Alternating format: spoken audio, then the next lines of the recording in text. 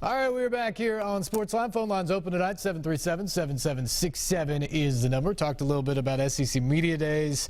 Vanderbilt taking the podium today. A lot of good stuff from Derek Mason and the guys down there today. Also, I think important to note, obviously, all still mourning the loss of Pat Summitt. The big celebration of life ceremony coming up on Thursday night in Knoxville, and Commissioner Greg Sankey hit the podium this morning for his annual State of the SEC address, his now second annual after taking over from Mike Slive. And very early on he said, let's all remember the legend that was Pat Summitt and the life she lived, not just the coaching career and the wins, but the impact she had on people. And that's certainly what everybody said right after her passing and around the news of that moment. But obviously interesting to see someone in charge of so many schools and such a big platform in college athletics immediately start off by going straight to Pat Summitt. Once again, a testament to just the wonderful woman she was and the impact she had, as well as the incredible record she had leading the Lady Vols. To the phones we go. 737-7767 is the number. Let's begin tonight with Brian. Brian, good evening. You're first up here. Hello, good evening. How are you? I talked to you earlier about the sound, and last year it started out real good and they kind of petered out. This year it seems like the same thing. Also, I've never been to the new stadium, but I think this is their second year. Yep.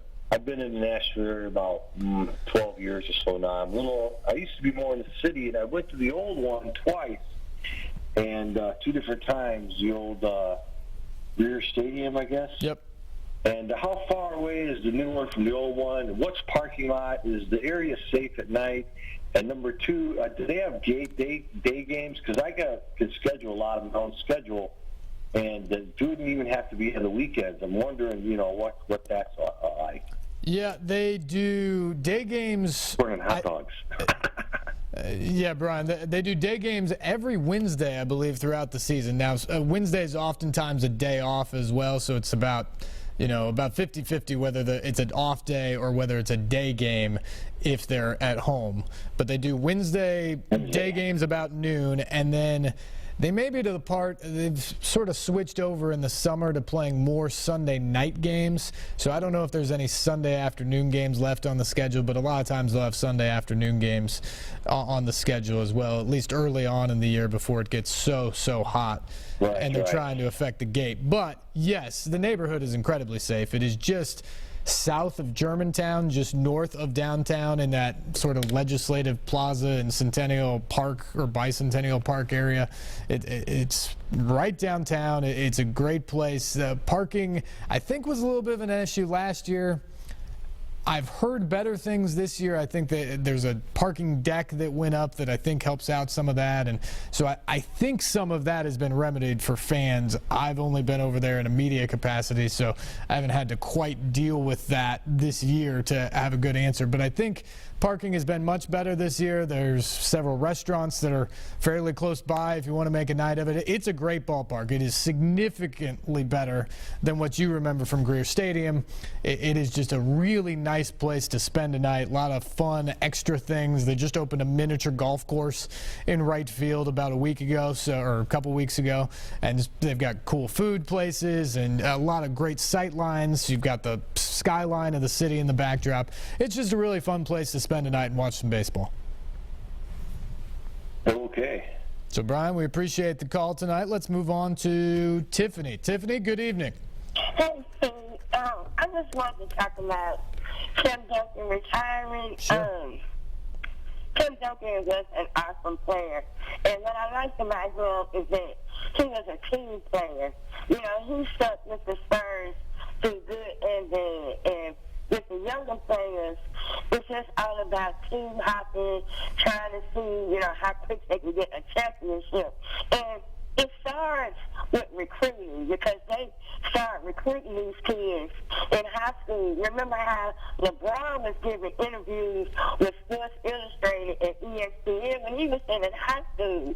Sure. So they get this mean mentality, but I just hate to see Tim Duncan go, but I felt like it was time.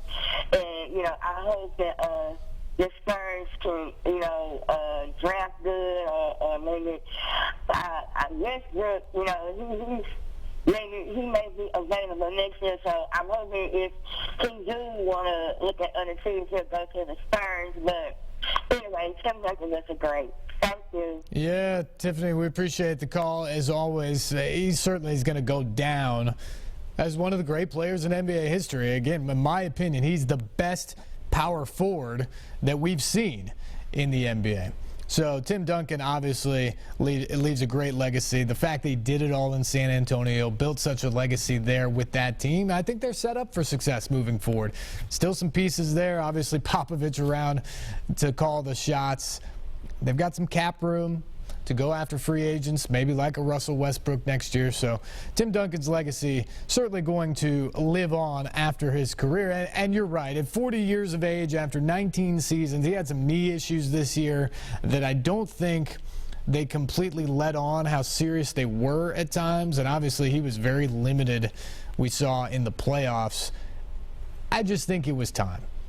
And the hardest thing for me to watch in sports, I think, is a great player, a legend, at the end of their career, unable to do the things that we've become so accustomed to watching them do throughout the course of their career. That was a little bit of watching Tim Duncan in the playoffs, and not even all season, but I think that's how much that injury affected him. Is in the playoffs, he was a shell of himself for the most part of what we had seen through that incredible 19-year career of his.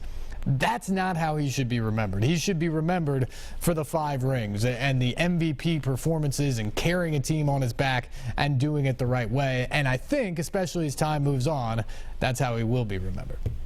All right, we got to take a break again. We will come back. When we do, we'll hear from Titans linebacker Derek Morgan, getting set for the 2016 season. Talk about guys hung around with the team for a while.